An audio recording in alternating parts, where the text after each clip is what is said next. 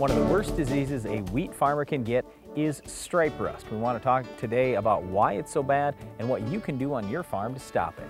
Well, when it comes to stripe rust, it's pretty well described. When you say stripe rust, it's rust on top of the leaves, and you'll see stripes where basically the rust just lines up in between the veins in little stripes. So it's pretty easy once you see it in the field to say, oh wow, yeah, that's stripe rust for sure. Yeah, but here's the thing. Well, for years we've had rust in wheat and other crops, but why is the stripe rust so bad? What makes it such a challenging problem? Well, stripe rust, one of the things about it is it adapts very quickly to the different wheat varieties that we have that are tolerant to it. So 10 years back, we had some pretty good tolerance in a lot of the commonly used wheat varieties. So guys are saying, oh, stripe rust is not too big a deal. Just plant this variety or this variety, they do quite well against it. Well, what researchers have found out over the last few years here now is that stripe rust reproduces a little bit different. There's an alternate host called barberry, which is a common ornamental plant. And stripe rust can reproduce on the barberry, it can reproduce asexually, and it can also reproduce sexually, which means it can cross. So you get a lot of different DNA combinations in the stripe rust, a lot of different variation in different races, and that allows it to adapt very quickly. If we have a new variety that has good tolerance to stripe rust, all of a sudden, boom, in a year or two, we've got some stripe rust that's resistant to that variety and can beat us. So you have to watch it, and you have to use some fungicides and different combinations on your farm to beat stripe rust. But the thing is, with rust, and stripe rust in particular, it doesn't survive the winter in the upper Midwest. So we have a huge advantage here compared to in the southern states where they're going to be facing rust in more months of the year. But the problem is we get a lot of strong south winds. So every year we get rust, every year there are going to be some stripe rust spores that are flying around. We just don't know exactly when they're going to hit. And the problem is if you spray for a disease, you can't wait until that disease takes over your field and then say, oh, I think I'm going to go kill it. It's not like spraying for a weed. You have to be out there ahead of time. Well, I like what Brian said there about our harsher winters up in the upper Midwest can wipe out things like stripe rust so it doesn't overwinter. You know, it's just one of the ways that guys up north get a chance to say, man, it's 20 below, this is great, because we knew we stopped some insects and we stopped some disease from happening. But the big point with stripe rust is you can sit up to the north like we are in the Dakotas, and we just watch the states to the south of us, Texas, Oklahoma, Kansas, and we see, oh, stripe rust is moving our way. We kind of have a heads up that we need to get out and treat ahead of time. Other guys aren't so lucky. If you're farming in Kansas, you may not have the heads up that we have. You just have to plan for stripe rust every year and use the right products out in front of it. Okay, so where you start is with a good seed treatment.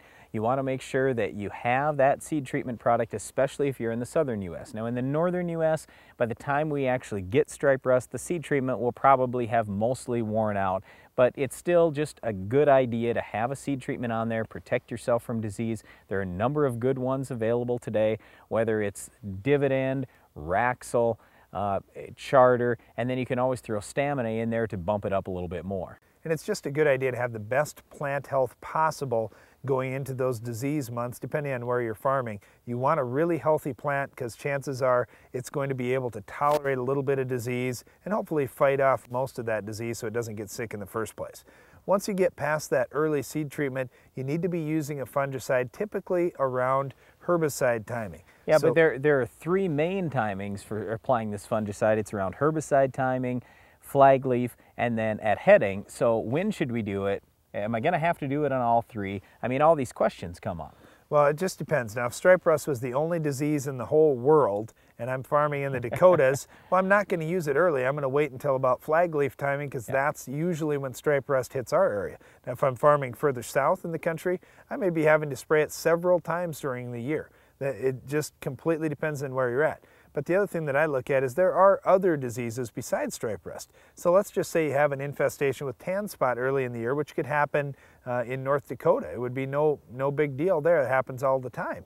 Well, if you have a tan spot problem out there, now you have a weakened plant, and if stripe rust comes along, that second disease that hits, it's really easy. Like for example, let's say you have a it's cold. really harsh on the plant. Yeah, let's say that you have a cold and all of a sudden the flu comes around in your family.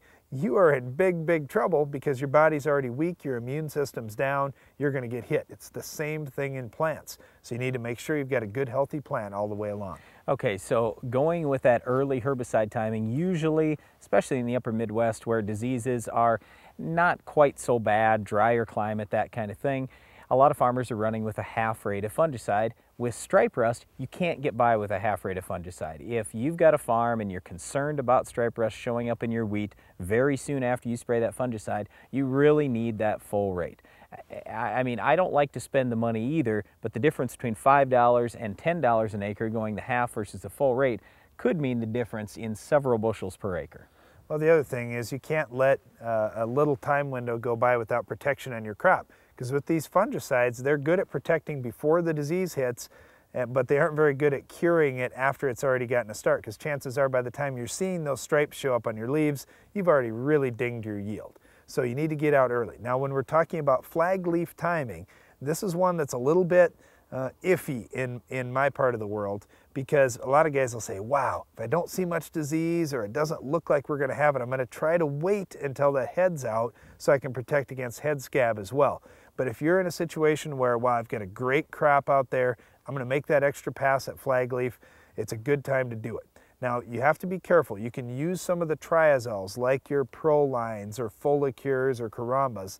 Those type of products can be used, but if you use them at flag leaf, you don't want to turn right around and use those products again at heading, because there is a limit on how much of them you can use each year. But the problem is you have to use those products at heading if you want to spray. You cannot use strobilurin products like Headline or Quadris at heading. So what are you going to do? Well, a lot of times guys will switch to the combination products. Maybe they'll use something like at flag leaf. like a Stratego, for example, where you've got a triazole product and a strobilurin, or a Quilt, or a Headline Amp. There's a lot of different products out there depending on your market and where you're at in the country. So use one of those combo products here. Now I've used a small amount of triazole, but not that much. Then you can use a full dose of a triazole for preventing head scab as well. Okay, so once again, if you're concerned about stripe rust, and it is one of the worst diseases possible in wheat, you want to make sure you're using a good seed treatment if you're in the southern U.S., and using a fungicide early on with your herbicide.